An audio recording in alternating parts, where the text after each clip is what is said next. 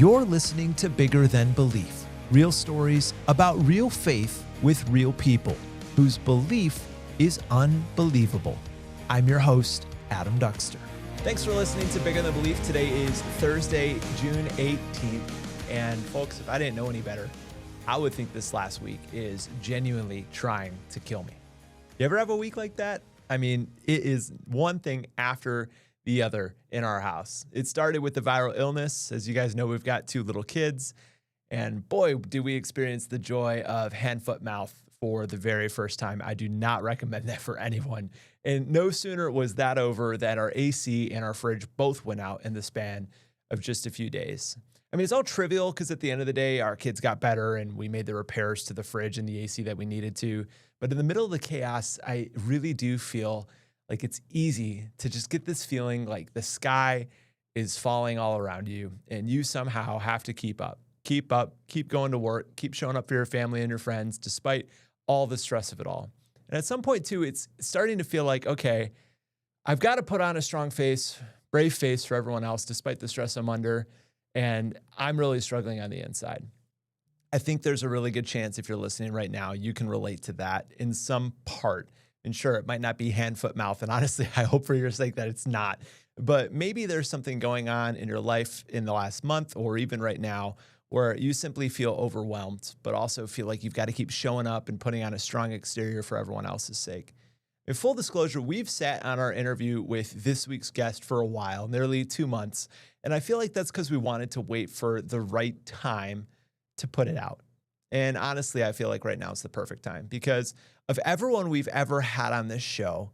I feel like this week's guest understands what it's like to have your inside feelings not match your outside exterior. He also understands the impact that can have on your life if you keep going down that path over time. Tom Truszinski on the surface had a life that you and I would look at and say, wow, I want that. This guy has it all. A great job that paid him really well, a wife, kids, the whole package. And he would say, or many would say, that he beat the odds to do that. I mean, if you look at his life, he lost his dad early. His mom struggled with addiction. He still somehow found all that success. But below the surface for Tom, something was very wrong. He himself was battling an addiction, and eventually it nearly became too much to handle. That's where he says his faith was rocked in a way he never saw coming. Today, Tom is successful in a whole new way. He's 30 plus years sober and helping thousands and thousands of other people across the state find their sobriety as the head of Minnesota Adult and Teen Challenge, a Christian rehabilitation and transformation center that seemingly has cracked the code when it comes to changing lives and rescuing people from addiction. The interesting thing about Tom's story is that he says his pain, everything he went through, eventually played into becoming his purpose. So if you're like me and feeling some pain points this week, whether they're big or small, I mean, relatively trivial things or the big stuff, ask yourself, could there be purpose in all of this? Before we get to Tom's interview and his story, I do want to remind you, please, if you have been enjoying this content, give us a second and rate us 5 stars within the app wherever you're listening right now, whether it's Apple Music, Spotify, wherever you're finding us. Even if you're one of our YouTube watchers, please just throw a like and a comment on this video. Engaging with this content is the best way for it to be seen by more people. Also, if you like this episode or if you enjoy it, please send it to a friend or simply just tell a friend about Bigger Than Belief. Say, hey, I found this new podcast. It's a news organization. They have cool people on for interviews. You might like it. In fact, you might like this episode. Folks, we are trying to grow this thing. We are 6 months in, and we are really hitting our stride as far as some of the guests that we've got coming on. But you all, the listeners, the people who tune in week after week, really are the secret sauce. We appreciate you so greatly. So again, 5 stars wherever you're listening. Throw a comment, or if you're listening in the app, throw a review on there if you've been liking our content for a while. Because again, that is simply the best way to help us grow and be seen by even more people. Okay, that's enough of that. I want to get to this interview. It's a really good one. Here is Tom Truszinski. We now welcome on a very special guest, someone who I've been excited to get in the studio and sit down with ever since we met just over a month ago. The CEO of Adult and Teen Challenge here in the Twin Cities and across Minnesota, Tom Truszinski. Tom, thank you for taking the time to sit down and join us. I know you're a busy guy. Oh, Adam, what a pleasure. Thank you so much. You have just such a cool story, and I want to waste no time kind of getting into it, because your story of faith is one that doesn't follow maybe a traditional path, maybe that many people hear, but where you're at right now is remarkable, and what you've done through your faith, I think after hearing your story, is really cool. For people who don't know you, and are hearing you and meeting you for the first time, what should they know about you in order to understand your story? Because I know you've shared it quite a bit, but how would you want people to hear your story? You know, it's interesting that you say that. I think probably the best way to say it is that I actually had the perfect childhood, literally the perfect childhood. I had a childhood that was filled with parents that had drug and alcohol abuse. I faced neglect and abandonment and hurt myself. I had 18 years of drug and alcohol addiction on my own because of what I learned. I saw hypocrisy, especially in the faith, which caused a lot of questions. I've been arrested more times than I care to admit and had my fair share of struggles. How did I have the perfect childhood? Very simply this: I really love who I am today. And I am a sum total of my whole life has brought me to where I am today. So I look at it and I say, God, thank you for the way that not only I was raised, but the way that you walked with me through all that time. Those times that I thought I was alone, I really wasn't. God was right there, and he's led me to this spot today. When you and I met for the first time, you started by showing me a picture of your family growing up. That's really how you started your story. Tell us about life growing up and what that was like. Yeah, a really interesting dynamic. There's just two kids in my family, my sister and I, but we were both only children. You see, my sister was nearly 21 years old when I was born. I was not a planned pregnancy. And my sister and I never lived in the same household together. I was the product of an extra scotch and water one night, and 9 months later, here comes Tommy. While I was the apple of my mother's eye, my dad didn't really know how to deal with this interesting new arrival. And sadly, my dad and I didn't have much of a relationship together. My parents were in their mid to late 40s when I was born. I think they were planning a different trajectory for their life, and now here we have this infant. Growing up was really confusing for me because I had this mother that was just, she was my hero. I just loved my mom. We were together all the time. But once 5 o'clock rolled around and she started drinking, she became this person that I didn't know and I didn't want to be around. Sadly, my mom and dad, lovely people. I'm very thankful for my parents. But my mom and dad had some issues that they never dealt with. And that manifested itself in drug and alcohol abuse, different forms of abuse to me and my sister. And like I say, a very confusing childhood. I was raised to go to church on a Sunday, and I went to a Catholic grade school where once again I was taught one thing, but yet I saw a duplicity that I didn't understand in the church and outside of the church. And it caused me to have a lot of questions and a lot of doubts. This home life you're describing, I mean, how long did that continue? From age what to age what? Yeah, so when I was 12, my dad was diagnosed with lung cancer because of smoking. And my dad was given a year to live, and he lived a year and a day. Pretty accurate, huh? On the night that my dad died, he was holding my mom's hand, and he said something exceedingly loving to her. He said, Ev, I've always loved you. And out of all of the things, Adam, that she could have said back to him, I love you too, thanks for everything, we'll be okay, her first words were, and Tommy too. And Tommy too. I don't know what kind of a house you were raised in, but the kind of house I was raised in is that kids were to be seen and not heard. We didn't ask you for your opinion. So my mom didn't know how I felt, that I wanted to have a relationship with my dad, that I really wanted to hear my dad say, I love you. But I believe that my mom deep inside knew that this little boy needs to hear Daddy say, I love you before he passes.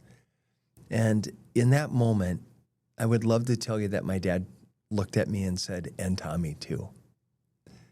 I'd love to tell you my dad looked at me. But what my dad did is he turned his head and he looked out the window. And about 10 minutes later, my dad died. Today, at my age, I know my dad loved me. I do. I know that. I'm confident of that.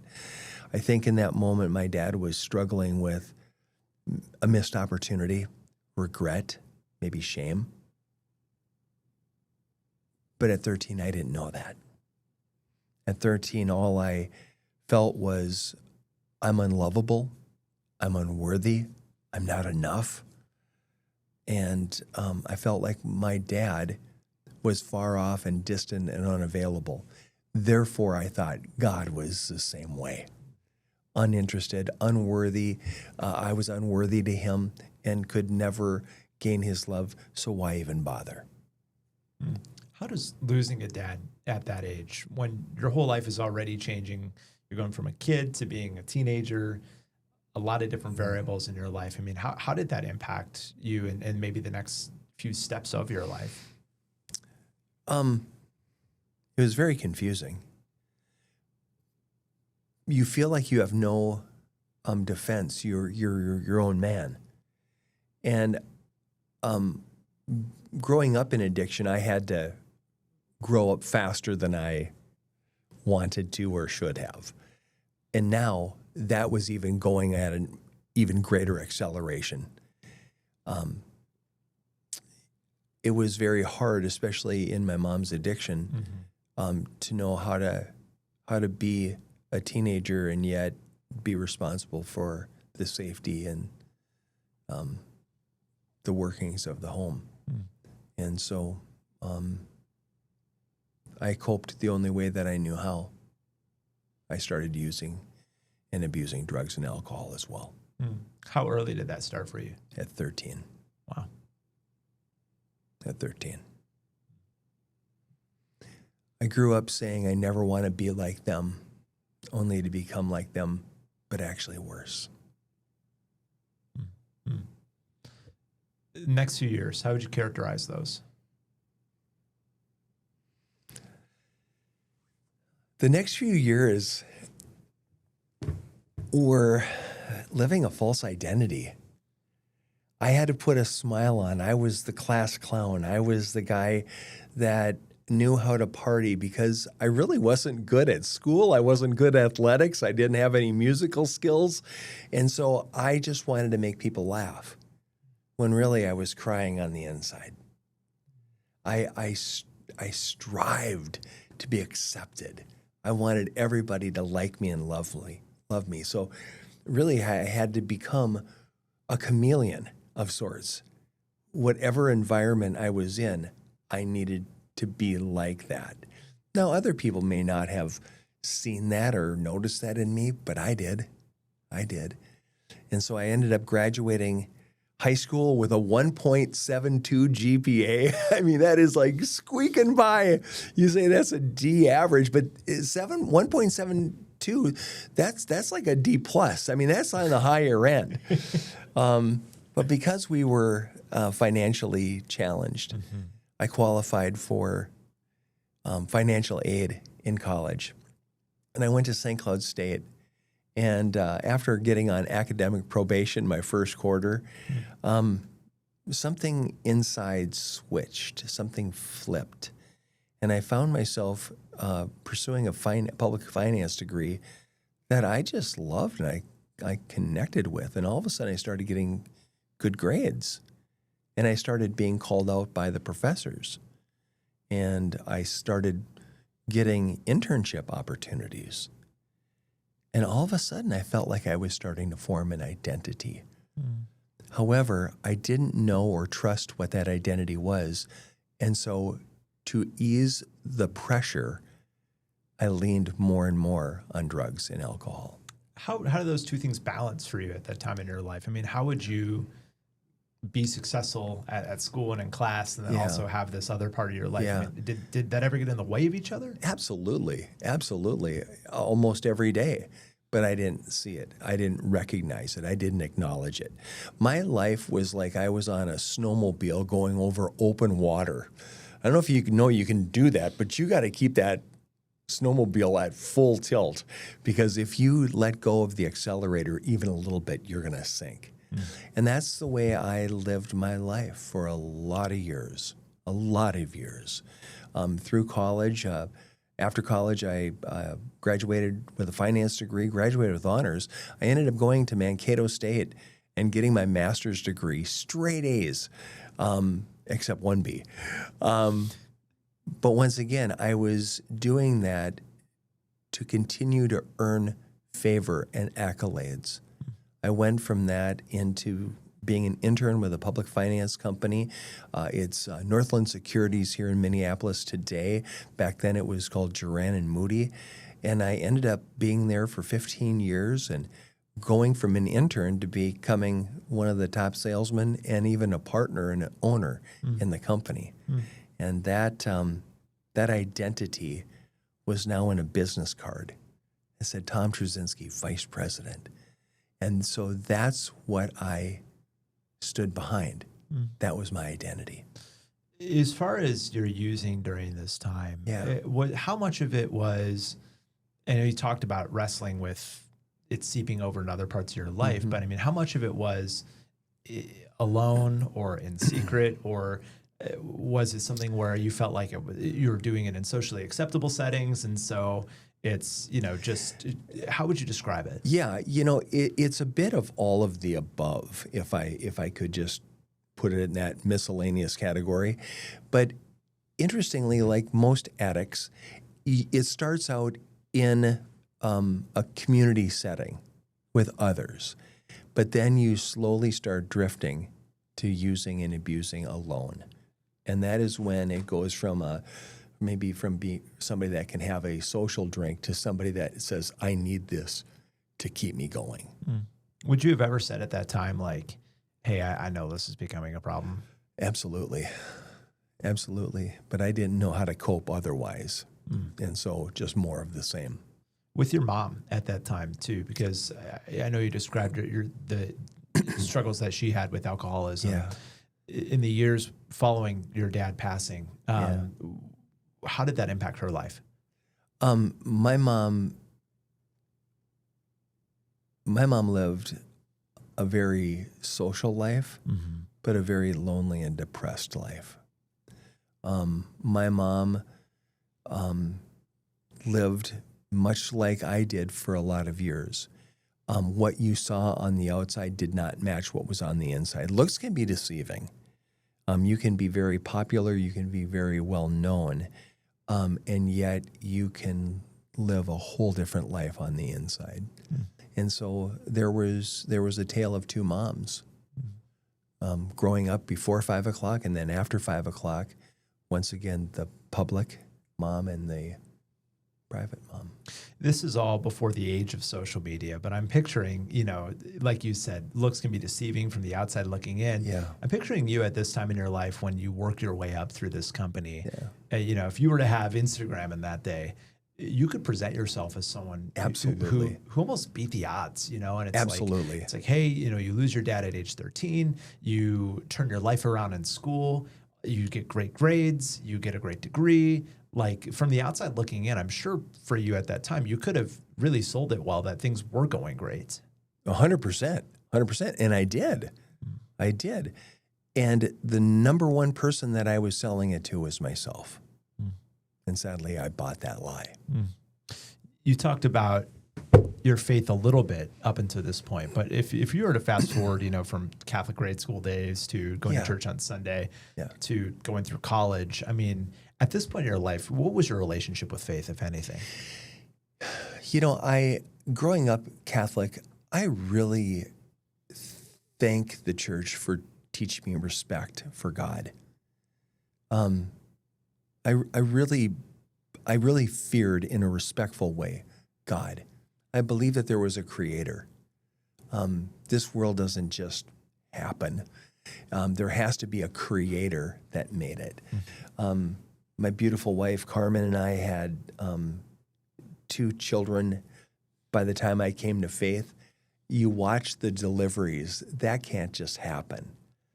But I didn't know how to put it all together.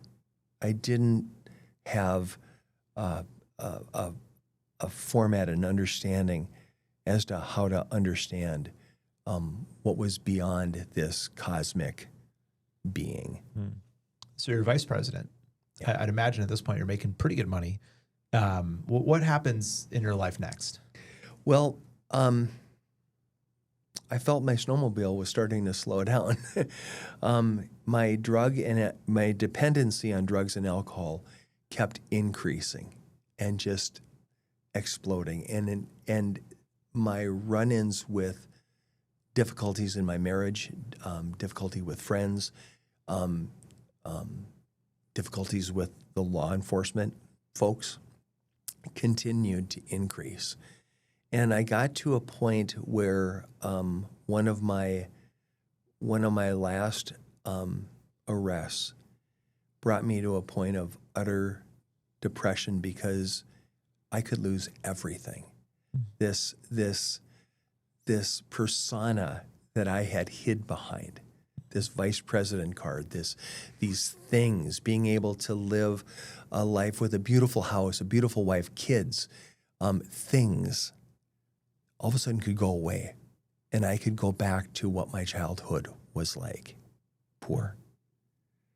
I sat at a cabin in western Wisconsin one night, ready to end my life because I was so sick and tired, Adam, of the lie that I was living. I wanted to escape. I can't keep the beach ball underwater any longer. I gotta let it go. And I was convinced that my wife and kids and the world would be better off without Tom Truszinski in it. My mom would miss me, but she would even be better off. And so would my sister. And I remember sitting at the cabin that night, and that's where that seed of faith, of fear of the Lord came in and said, no, I can't do this. I can't do this. This would offend a holy, righteous God. I can't do it. And so thankfully that night, I didn't follow through. When would that have been? That would have been in the spring, late winter, 1995. And you're married and you have multiple kids at this point? 2 kids, a 6-month-old and a 2-year-old. Wow. Yeah.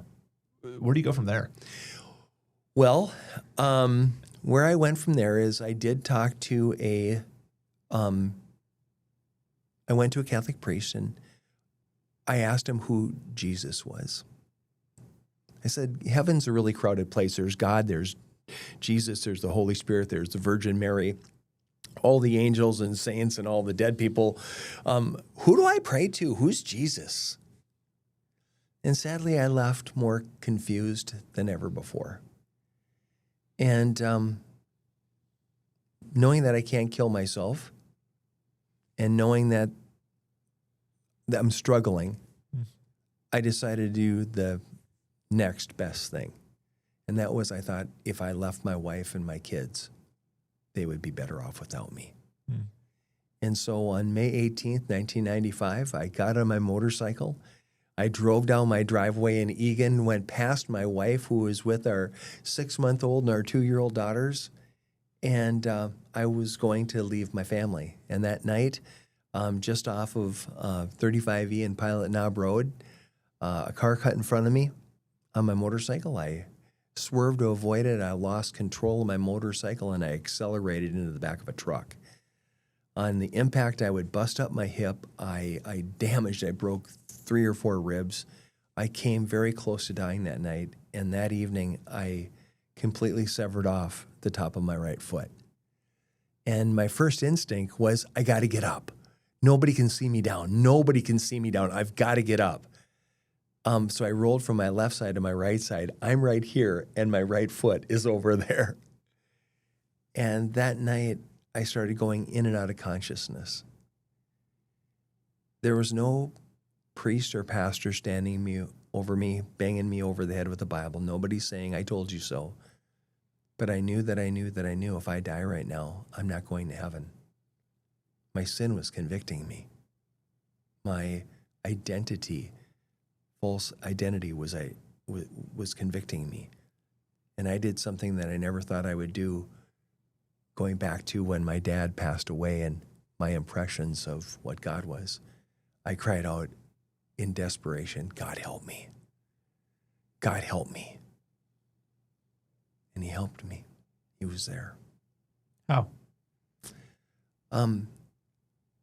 Well, that evening there was a woman that appeared on the scene that gave me incredible care, not only physically, but emotionally and even spiritually. There was a confidence that I had that I was going to be okay. Shortly after I was up on a gurney and on my way to the ambulance, I asked a standbyer to get that person's name and number because I wanted to thank her. She had that kind of an impact on me in a very short period of time. Mm. And they said, she's gone. And I know it sounds weird, but I believe that I had an angel.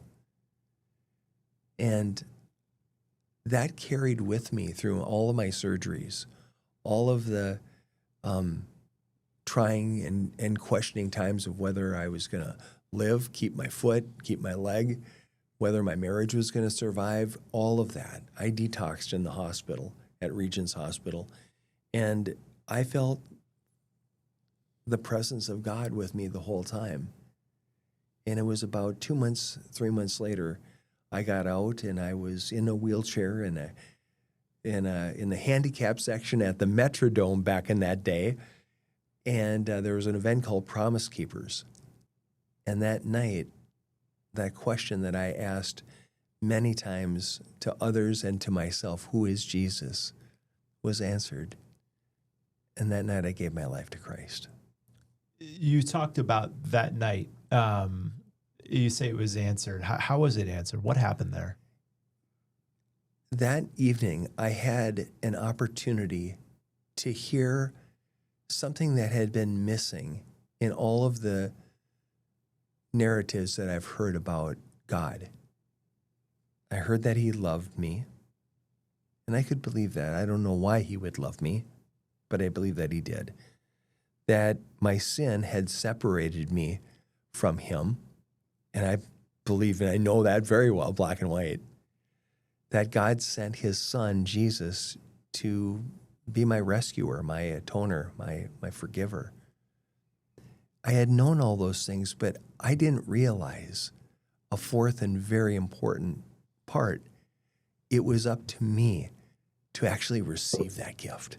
It was up to me to choose to cross over from my sinfulness to where he is in his righteousness, to literally move from death to life.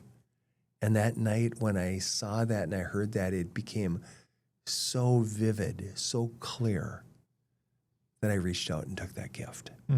Some people would describe that literally as like a come to Jesus moment, you know, for lack of better terms. But yeah. I mean, what does it look like to actually do that in that moment? Because I think people have heard stories of that, but unless you experience it, I'm sure it's hard to describe what happens and how it changes you. And is it instant? And, you know, is it, am I cured? Like, how would you describe that moment and what it is? Yeah. You know, that moment, it's a complete surrender.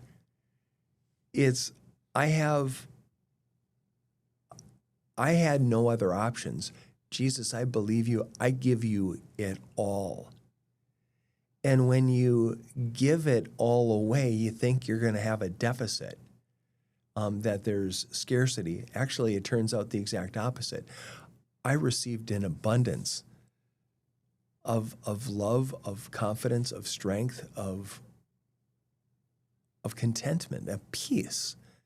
A peace that I haven't known at this point for nearly 32 years of my life. And there was a sense of peace inside of me that I had never known. Now, that story from the motorcycle accident to that moment, I believe that that is my rescue story, but that's not my full testimony. My full testimony continues today as I'm on this walk of sanctification, as I continue to experience a refining, a fine-tuning, a precisioning, where I'm learning to walk in greater and greater dependence in Him.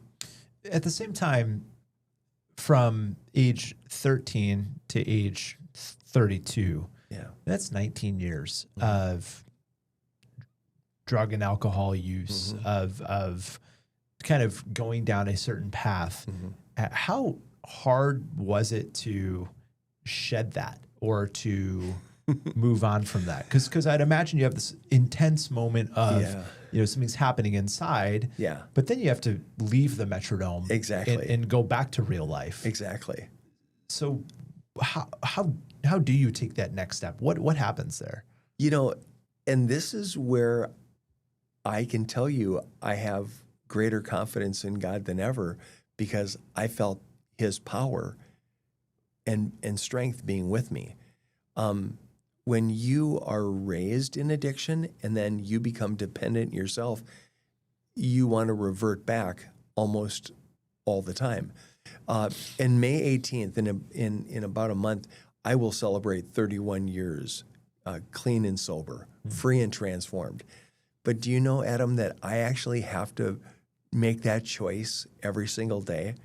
I still am tempted to use and abuse drugs and alcohol today. I don't, because I have the strength of the Lord, but I actually have to make that choice on a daily basis. Back in those early days, I felt like I was in a tug of war. I felt those that I had known and had as friends and relationships with in addiction and in sin were pulling me.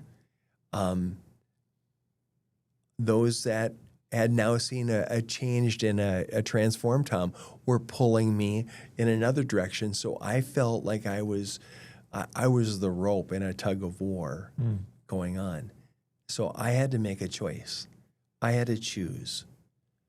Am I going to go along with the crowd, or am I going to continue to follow with Jesus, even if that means walking away from 100% of my friendships?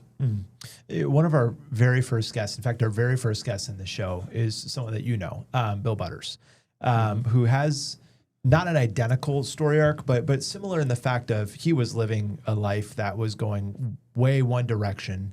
And he has this moment where everything changes and it's like, okay, I'm going to go 180 in the other direction. We talk with him about, because he too had a wife and kids at this moment. And we talked about, like, when you have this internal change, like, are there people you have to just physically say goodbye to? Like, hey, we can't be friends anymore. Or like, you won't be seeing me as much. And then also, like, how do you go back to your marriage, what you described as before this motorcycle accident, as, it's on its last legs, and repair that? How do those two things happen? Let me approach the marriage one first. I had to walk it out. My wife didn't buy my conversion story right off the bat. She needed to see me walk it out and live it out. It's easy to say the words. It's harder to do the words. It's easy to say it, but it's harder to do it. And it was about 18 months from the time that I made a faith decision that my wife made a faith decision. And I needed just to walk it out. She didn't want to hear me say it. She wanted me see me do it. And so that was a very trying time because I wanted her to accept and embrace and appreciate. And there's something inside of us that says, I deserve that. I deserve nothing. I put her through tough and hurtful times. It's now my time to let it shine. And I changed my priorities, Adam. My priorities before my accident were money, status, power, things. I worshiped those things. My wife, my kids, God was way down on the list. But after my accident, after coming to faith in Jesus, I had to flip my priorities. My goals today are to be my number one goal is to be the best son of God that I can possibly be. How can I follow you, Jesus Christ? Number 2, it's my wife. Number 3, it's my kids and my grandkids. 4, I believe, is actually enjoying life. 5th is my ministry. It's my calling to Minnesota Adult and Teen Challenge. Mm-hmm. And you go, well, Tom, wow, the ministry kind of gets the short end of the stick then. Actually, I disagree. When 1, 2, 3, and 4 are in order, I think 5 happens. When 1, 2, 3, and 4 are in order, 100, 101, and 102 happen because you're in the right order. If you have 1, 2, and 3 out of order, everything tumbles. But part of that also went back to my friendships. Mm-hmm. There were friends that I literally had to walk away from. Because I was disabled, I was laid up for a long time, I couldn't go to the drugs. But that doesn't mean that they couldn't come to me. I actually had people that cared for me that actually mailed them to me. Here I am disabled in a home. I can't move. And it was delivered to me. I had to make a choice. What am I going to do?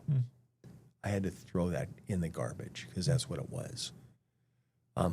There were people I had to walk away from. There are friends from back then that I've actually been able to share my light and my revelation with that have now become believers as well. And we're just as good friends, but deeper and more tender friends than ever before.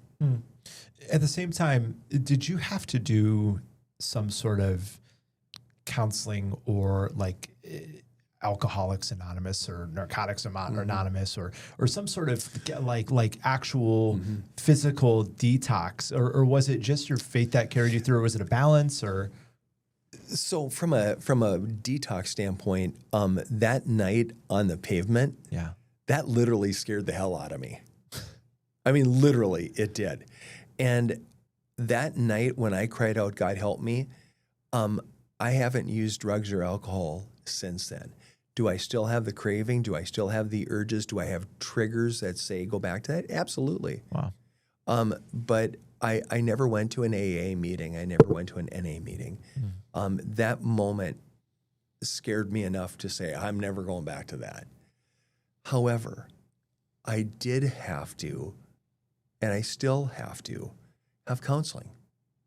And I think it's fabulous. You have coaches for everything. Why shouldn't I have a coach for the most important thing? And that's life. And the Word of God says, do not conform any longer to the pattern of this world, but be transformed by the renewing of your mind. I've had counselors that have helped me come to a point of forgiveness for my upbringing. I've come to ask others to forgive me. And most importantly and harder, I've had to forgive myself and accept the forgiveness of God. And so, I've had counselors along the way that have really helped me and blessed me. As far as the reordering of your priorities, how did that change, the trajectory of your life as far as your career and what you're doing? Because you've only been in your current role here for a little bit.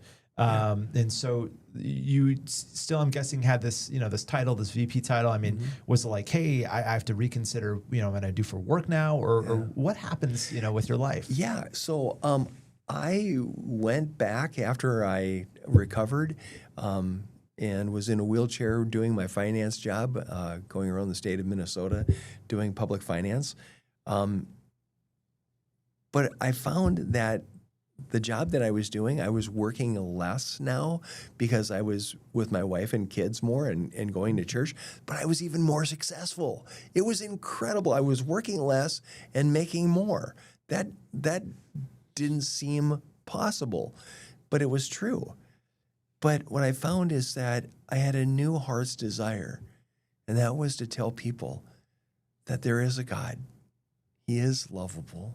He wants a relationship with you, and that his son, Jesus Christ, is available to forgive you of your sin and to set you free. Not so that you can just be sober and in recovery. Those are great things. But he wants you to be free and to be transformed. He wants the prisoner set free and transformed into the plan and calling that he has for your life. And I found that I started going to church when I was 32. And it was awesome. I started reading the Bible, and I got a mentor. And I told this mentor, I said, they gave me the book of John. Have you ever read this book? And they go, yeah, it's really a good book. And I said, they sent me another one. It's the book of James. Have you ever read this one? And he said, yeah, I've read that one. And I said, you know what I'm going to do? I'm going to 3-hole punch these things and get a binder and hold them all together, because they're sending me another one. Adam, they said to me, you know what? They've actually gone one step ahead of you and actually already compiled that into an old and a new book for you. So it's called the Bible. I didn't know that stuff. And it just set me on fire.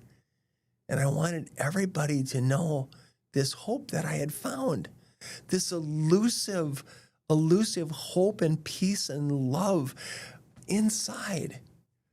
And so my pastor at this church, it was called Bloomington Assembly at the time, is Cedar Valley Church now, Jerry Strandquist, noticed I had a gift of evangelism. And that was a need that the church had at that time. And he said to me, would you be interested in coming on board and being our outreach pastor? And so 3 years after my motorcycle accident, after praying and fasting about it, Carmen and I made the decision to make a big career move. And so I went from 15 years in public finance to starting a whole new career as an outreach pastor. How long did you do that? I did that for 15 years. Wow. Yeah. Wow. Yeah. So that's incredible. Your role with Adult and Teen Challenge. Yeah. How did that come to be? Yeah. So a year after I got saved and sober, somebody said, wow, you got to meet this guy named Rich Scherber. He's starting up a new ministry called Minnesota Teen Challenge. You got to get to know him. He would love your story. Well, Rich and I got together, formed a relationship. I joined the board of directors of Teen Challenge, and I've been a part of it ever since. So ever since 1996, I've been in some capacity with Minnesota Teen Challenge. It was in the summer of 2013 that I was speaking in chapel, and Rich leaned over to me and he said, Tommy, we're opening up a center in Rochester. God wants you to be the director. And I laughed at him. I said, no, thank you. I've got a job. I've got a home. I've got a life here in Minnesota, in the Minneapolis area. I'm not going to Rochester. Well, I'll be if the Lord didn't keep hounding me and putting opportunities in front of my path to be able to see that that was his will. And so on January 20th, 2014, I was the proud center director of the Rochester campus when we opened our doors. Can you talk about the work that Adult and Teen Challenge does? Yeah. Minnesota Adult and Teen Challenge puts hope within reach of everyone that comes through our doors. Everyone that comes through my doors across the state of Minnesota may not have the exact same story that I have, but so many of the posts and the lintels of their story are the same. Hopelessness, helplessness, self-medicating hurts and pains. And when you come to let the healer in here and in here, in your heart and in your head, that's where you can actually go from addiction and slavery and death to recovery and sobriety, but then even more beautifully into freedom and into transformation that not only lasts for a short period of time, but can actually change your life and the lives of others. So in essence, I mean, it is recovery. It is people you work with, addicts of some type. Yeah. And the whole goal is almost, I don't want to use the word rehab, but I mean, it is a faith-centered rehab, would you say? Minnesota Adult and Teen Challenge is a Christ-centered treatment program that is really a transformation center, helping men and women find out who they are in Christ and how they can overcome their addictions. And we have 18 campuses now across the state. We have 1,132 beds available every day for men, women, and teens across the state. How successful is this program? We actually have asked the Wilder Foundation, an independent agency, to actually come up with that answer for us. And on 2 different occasions, we're in the process of doing a third research study right now. But as recently as 5 years ago, they came out with a study that matched one from about 10 years earlier that said Minnesota Adult and Teen Challenge has a success rate of roughly 80%. Of was 64% that said graduates that said a year plus after their completion of our program, they are remaining drug and alcohol free, still in their marriages, still in their relationships, still at work. There was another 16% said that we've had one relapse, but then returned to that road of sobriety, thus the 80%. How does that compare to other? You know, I don't know exactly, but what I've heard from the Wilder Foundation and others is that secular treatment programs are roughly 30 to 32%. And if you do what's called the beta test, which is the difference between that and our 80, that difference, Adam, is all Jesus Christ. That difference from 32 to 80%, that is knowing who you are in Christ, having His Holy Spirit power living and residing in you, and being able to walk a free and transformed life. What does the actual program look like? Like, what do people do? Yeah, so we have an entire continuum of care, from outpatient programs where somebody can start to reveal their issues and challenges and maybe get counseling or get counseling. Maybe it needs to go a little further than that, where you actually have a residential experience. So we have a short-term program that is anywhere from, say, 15 to 90 days, where once again, that's almost like an emergency room where somebody comes in, overdosed on alcohol, fentanyl, what have you, and they get stabilized. And they start finding out that there is hope available. Sometimes that is enough for somebody to change the trajectory of their life. There are others who maybe have been addicts for several decades, and they need a longer-term experience. What we're known for is our 12-month Jesus Christ-centered long-term program, where they are living with us. They go through the program, and it is filled with understanding a faith as a foundation. It's also getting emotionally and spiritually and mentally healthy. It is about finding your gifts and your talents and your abilities as God created you and gifted you to have. And then fourth, it's about getting yourself positioned for when you leave our program, to make sure that you have a stable, healthy home to live in, that you have a higher education or gainful employment, that you have a sober community around you, that you have a church home, a mentor, support network, so that when you leave, you're not going to just be returning back to your old environment, but you're going to have a new, healthier, stronger foundation. You talked about fentanyl. Mm-hmm. This might be a pivot in our conversation, but we hear in the news how bad fentanyl. We talked about even just the opioid crisis from the 2000s to the 2010s. But how bad are things right now? With the advent of Narcan and the availability of Narcan, we have thankfully been able to see overdose deaths decline.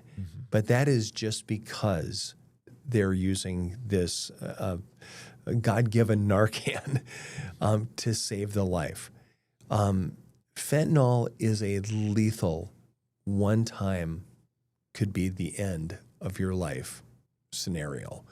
Fentanyl is now being cut into virtually all drugs, including marijuana. So the pills that even teenagers are getting as they're in high school, it might be stamped Adderall, when the truth is it's filled with fentanyl. And we've seen so many first-time users just die of it. Yeah, fentanyl is very lethal. I'm sure it's made things harder, because the one thing that I've heard from fentanyl also is it is one of the hardest addictions to break. Have you seen that happen through what you've been doing? Absolutely. And we've actually had to deepen and strengthen our bench with mental health and chaplaincy services, where we are actually providing greater care. We have started the construction and the licensing process to create our own withdrawal management system at Minnesota Adult and Teen Challenge. Instead of sending people out for detoxification services elsewhere, we're actually building that into our program right now to not only provide that physical medical care for fentanyl overdoses, but to actually be able to provide them with spiritual care in the same time. Every city in America, major city in America, is seemingly going through the same crisis right now, where fentanyl has infiltrated our communities, it's on our streets, and you hear a lot. It's being debated on city council right now in the city of Minneapolis of how do we create safe spaces? Do we decriminalize paraphernalia? Do we create safe areas in which people can come in and use drugs? As someone who works in your line of work, when you're watching our cities try and figure this out, is it frustrating for you? Is it something where you feel like there is progress? Can you work together, with what the city's trying to do? If you've had such a high success rate and they're trying to figure this out, I can only imagine it's something you think about a lot. 100%. I would love to partner with Hennepin County, the city of Minneapolis, St. Paul, anybody and everybody. But it's not going to be through continuing to allow them to use on a continual basis. Is there benefits in medically assisted treatment? Absolutely. Sometimes the level of drug addiction today needs something to be able, like Suboxone, to taper off of things. But I think at the end of the day, we have to have a plan that leads to abstinence, not just medical assistance. To be free and transformed, I believe, is to be free from all of those substances.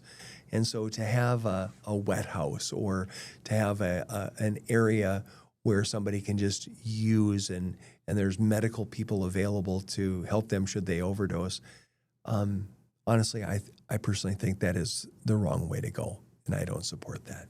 you say you want to work, it would be open to work. I mean, has that ever happened? Has there ever been a conversation of, because it feels like you've got this, I don't want to say an answer, but you talked about the success rate that you've had. I mean, has there ever been a conversation of, can we work together here? Any conversation have been just surface level at this point. Unfortunately, because we are a Christ-centered drug and alcohol treatment program, there is a bit of arm's length that goes on. If we were to eliminate Jesus from our program, we'd probably not only get the funding, but we'd probably get audience from a lot of folks. But I'll tell you what, if we take Jesus out of our program, we might as well shut our doors as well. And as long as I'm CEO and part of Teen Challenge, we will never take Jesus out of our program. Even if that means that some of those folks that need our help won't seek it. Help is available for those who want it, not those who need it. And so we would love to have an opportunity to be a part of the solution on a larger basis. But it's going to be through the way that you're doing it. Yeah. One thing I want to ask about is you talked about earlier this concept of renewing your mind, transforming yourself through the renewing of your mind. Right. This is an area of interest for me because I have read about what happens physically, chemically in your brain when you are addicted. Right. And the dependency and the way that your brain operates. When you talk about renewing your mind, is that a literal thing? Because I have heard and read people who do read that when it says in the Bible, transform through renewing your mind. People read that sometimes as literal, like you can rewire the way your brain works to not have those same chemical desires that people have when they're addicted. How do you interpret that? Sure. Well, I've actually seen it because I've lived it. I was raised, programmed, and dependent on one way. I've asked God as recently as this morning to continue to renew my thoughts, to give me a different way to approach, understand, and perceive something. When I said that I had a perfect childhood, instead of continuing to live in that and beat myself up for what I lived in and the choices that I made and even the choices that my parents made, that I cannot go back and rewire. I've had to change my perspective of it and say, you know what, I love who I am today. I love what I get to do. Therefore, who's to say I didn't have a perfect childhood? I don't think renewing your mind, as it speaks about in the scripture, is about being brainwashed. I don't think it's about just overriding your senses so that you believe some other false narrative. I think it's coming to the truth that God can truly use all things for the good of those who love him, and that he can change things. But we've actually not only seen that spiritually, and me personally, but out at our Rockbridge treatment center, we actually do brain scans of those men and women that come into our program so they can see the progress that is happening when they come in, and then the clarity and the way that their minds are getting reprogrammed as they become clean and sober. You're like, hey, this isn't just something you're feeling. There's tangible chemical makeup here that's correct. Wow. Correct. Wow. Correct. When people hear your story, what's the thing you want them to take away from it? Before, there was no God and no peace. Now I know God and I know peace. And so can they. Message for anyone who's struggling with any sort of addiction in their life. What would you want them to hear? Hope is within reach. You are not a mistake. You are not an accident. You are not hopeless. The God of hope is right there. Do what I did. Call out, God, help me. And you will experience his presence. How can people learn more about the work you're doing now? On our website is the best way to go there, www.truszinksi, www.mntc.org. And you're all donation-based? Partially, yes. Okay. So we fund a lot of our operations through the generosity of others. Yes. So if people hear this and they say, I want to give, there's a chance to do that. I can promise you as CEO that every penny goes towards helping someone find freedom and transformation. Wow. Needed. Lastly, if someone wants to connect with you, is there a way to do that? Yeah, you can go on my website, and there's an email address for me, and I would love to chat and talk with anybody and everybody. Tom, thank you.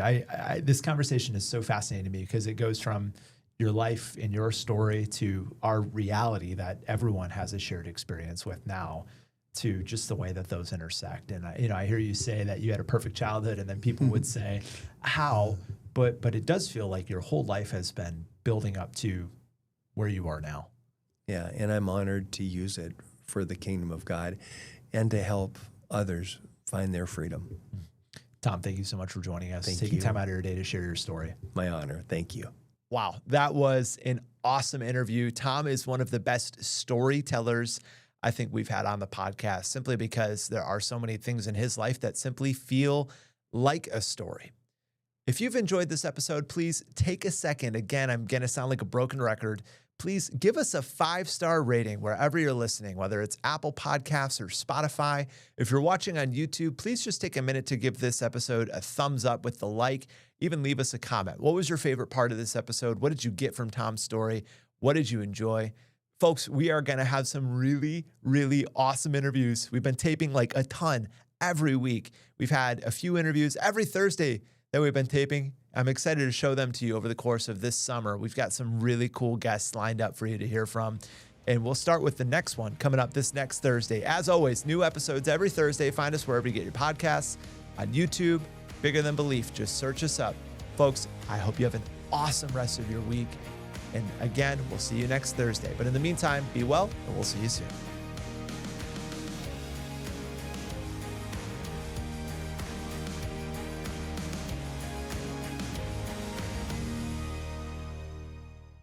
Love podcasts? Love Minnesota? Check out the WCCO podcast studio lineup. Hear the top stories of the day with 4 things to know. Discover top female athletes and teams from around the state on women in sports.